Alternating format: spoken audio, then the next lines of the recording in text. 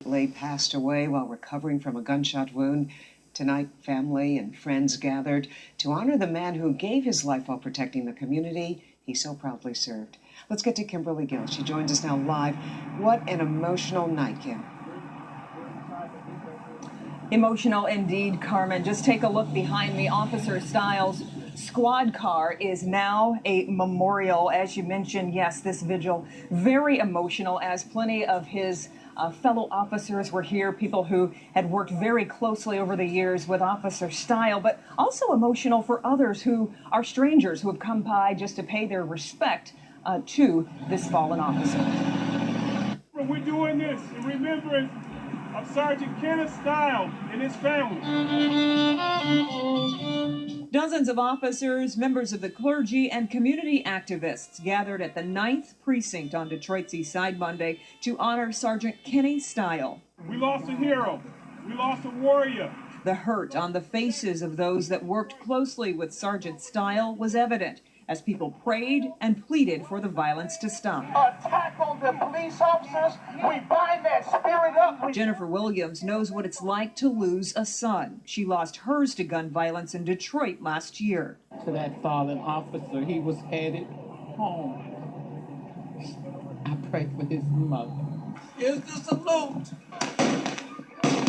The community activists who organized this vigil emphasize their support for all lives taken by gun violence, and they say that includes police. The police did it right. There was no excessive force. So if we're going to protest when the police don't do it right and they take the life of an innocent man, surely we should celebrate them when they get it right. We have to bridge the gap between law enforcement and the community. It's not us against them. We're in this city together, and we need to work together and show unification. And as you can see there, the American flag flying at half-staff outside the 9th Precinct here on Detroit's East Side as his fellow officers are preparing for the funeral mass that will be held later this week. In the meantime, we are hearing that there is a scholarship fund set up for Officer Steil's children.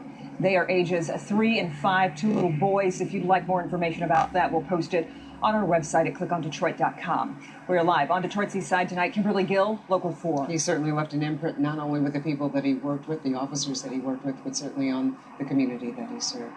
Great, thank you, Ken. And we have posted visitation and funeral information.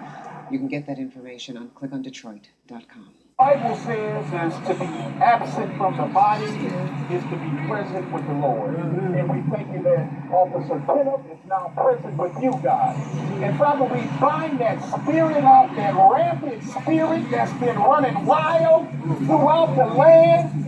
Attack on the police officers. We bind that spirit up. We curse it in the name of Jesus, and it shall die. It shall not prosper in this city. We curse it with a curse. We send it back to the pit of hell. We loose right now a perimeter ahead around the 9th Precinct officers, and not just the 9th Precinct, all throughout the city of Detroit. We loose a hedge of protection over the officers. We loose your spirit and your presence right now, God, upon every precinct in this city, God, that they shall be protected in Jesus' name. Amen. Amen.